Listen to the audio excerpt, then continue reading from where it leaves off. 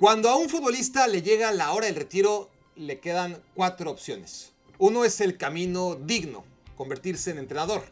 Otro, el no tan decente, que es hacerse directivo.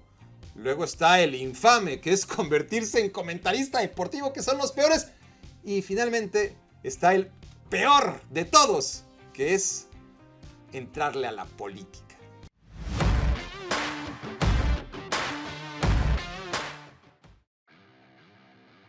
La Asamblea Nacional del Ecuador cuenta con 137 asientos para ejercer el poder legislativo en el país, y 3 de esos asientos fueron ocupados por jugadores de fútbol tras las elecciones de 2013.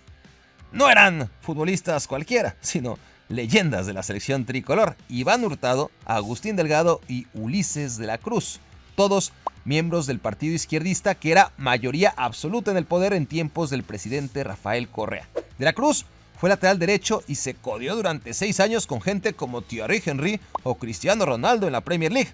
Delgado y Hurtado también jugaron en Europa, pero destacaron sobre todo en el fútbol mexicano. Bien, tras un año de servicio en el Congreso, Hurtado se lanzó a la prefectura de su natal Esmeraldas.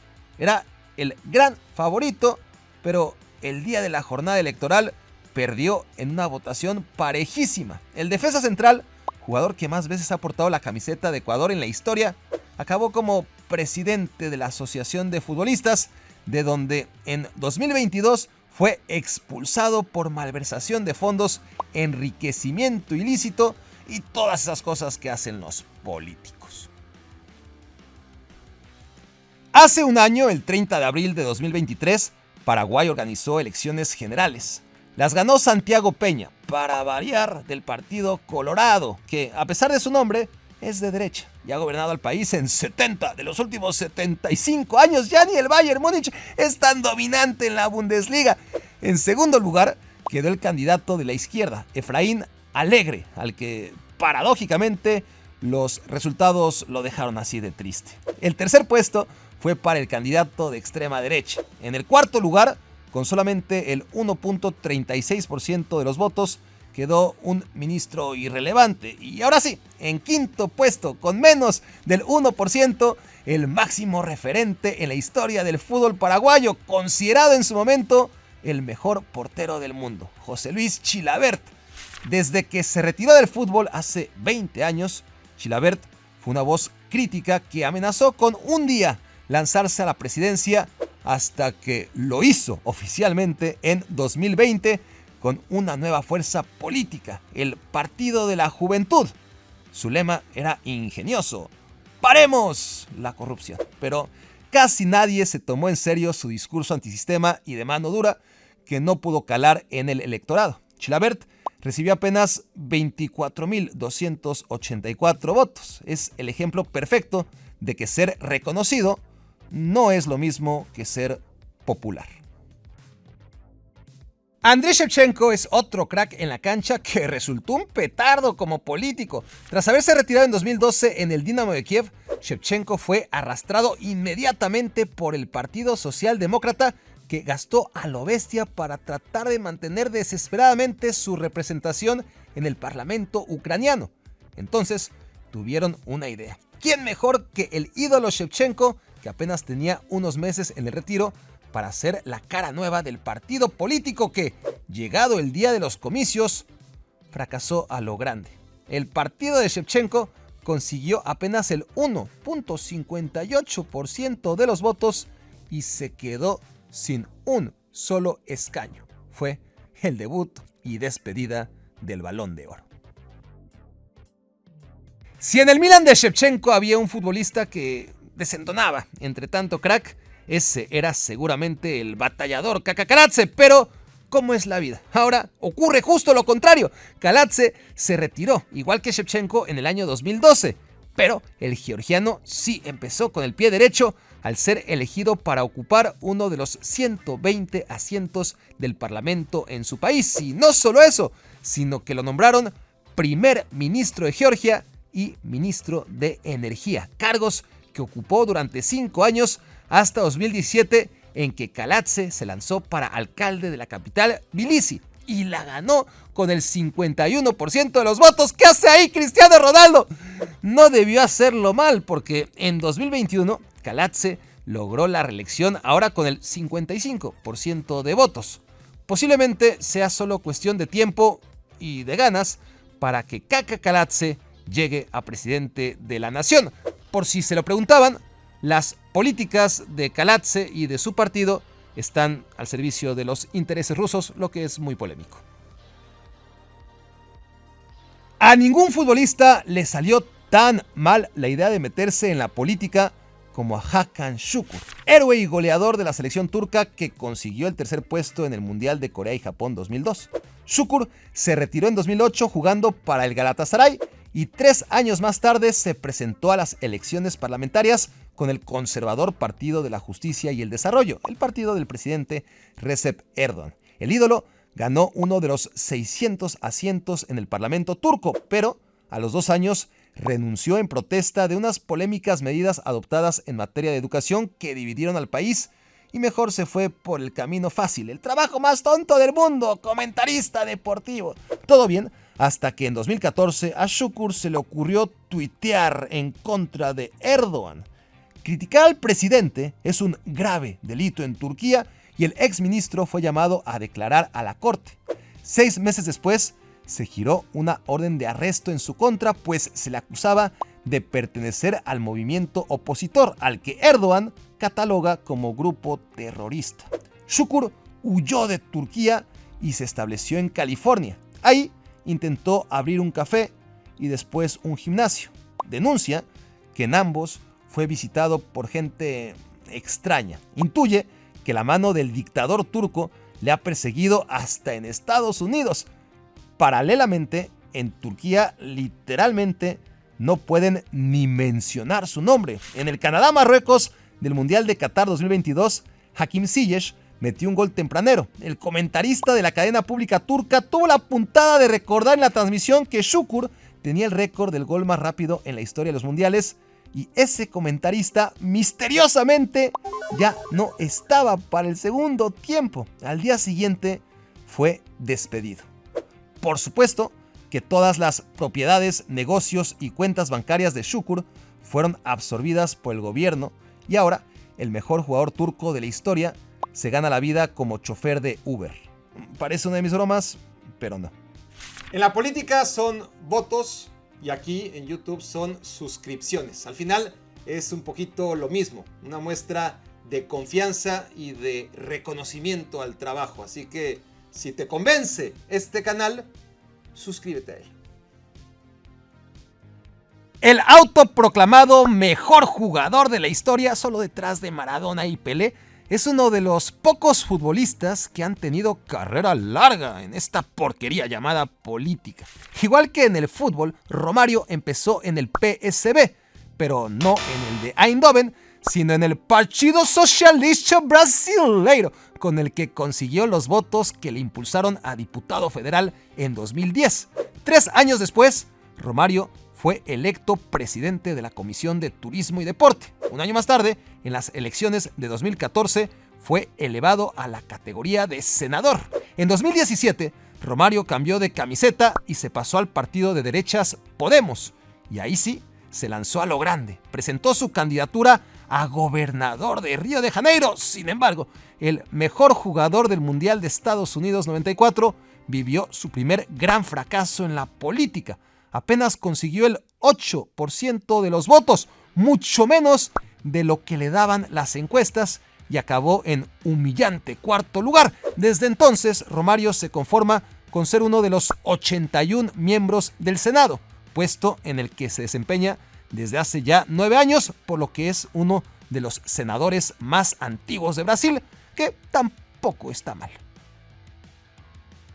El elegantísimo mediocampista Gianni Rivera es posiblemente el mejor futbolista italiano de todos los tiempos. Jugó 19 años para el Milan, ganó 4 Copas Italia, 3 Scudettos, 2 Champions Leagues y un Balón de Oro. O sea, el subcampeón del mundo en México 70 era un maldito crack.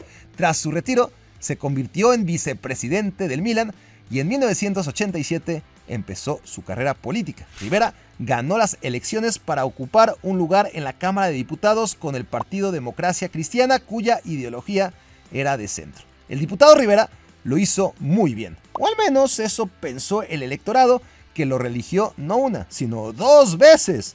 O sea, que Gianni Rivera estuvo 12 años sentado en el Parlamento italiano.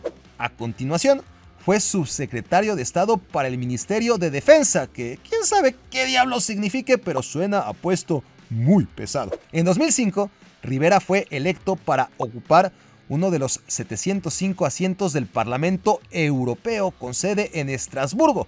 4 años más tarde, perdió la reelección y tuvo que ahuecar el ala. En resumen, su carrera como político fue más larga, seguramente mejor remunerada, pero definitivamente menos exitosa que sus 20 años como excelso futbolista profesional. Damiano Tommasi fue un discreto y muy trabajador mediocampista de la Roma que ganó el Scudetto con Totti, Batistuta y compañía, que jugó la Copa del Mundo de Corea-Japón 2002, que siempre dio de qué hablar por su intelecto y compromiso social y que antes de todo eso debutó en el Verona, equipo de la ciudad que hoy gobierna. Tommasi es paisano de Romeo y Julieta. Empezó a foguear su gusto por la grilla como presidente de la Asociación de Futbolistas en Italia, cargo que ocupó durante 9 años entre 2011 y 2020. Eso fue todo. Tommasi debe ser un tipo sumamente inteligente, carismático, persuasivo y hasta honesto, porque como candidato independiente representando a los partidos de centro izquierda, logró en 2020 hacerse con la alcaldía de una ciudad que en Italia ha sido siempre sinónimo de milenaria tradición conservadora. Todo empezó como un chiste. Cuauhtémoc Blanco, ídolo del América y de la selección mexicana, que jamás en su carrera había expresado inquietud ninguna por el devenir de México, sus problemas económicos y sociales, aquel que se limitaba a decir coman frutas y verduras al final de cada entrevista, el mayor prepotente que han visto las canchas del fútbol mexicano, ese mero se lanzaba para gobernar un lugar al que a lo mejor solo había ido de vacaciones: Cuernavaca, la capital de Morelos. El diminuto Partido Socialdemócrata, de izquierdas se supone, se aventó el experimento y, contra todo pronóstico, ese partido político que nadie conocía siquiera, venció en las elecciones de 2015 a los super favoritos a ganar la contienda, los candidatos del PRI, el PAN y el PRD. Sus palabras mágicas en campaña para lograr la sorpresa fueron: yo no soy político, yo no te voy a robar, yo vengo desde abajo como ustedes. Y al referirse a sus rivales no podía faltar el me los voy a chingar. Y en eso último, vaya si cumplió su palabra. Sus 2 años y medio como presidente municipal de Cuernavaca estuvieron plagados de escándalos, acusaciones y polémicas, pero aún así la coalición del partido Morena, el nuevo gigante del escenario político mexicano, decidió que él era el bueno para ganar las elecciones, ya no de la ciudad, sino del estado entero.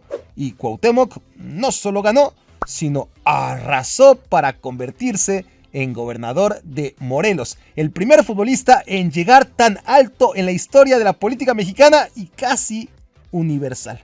En sus ya meros 6 años como gobernador, a Blanco se le ha acusado de corrupción, nepotismo, nexos con el narcotráfico y sobre todo mal gobierno.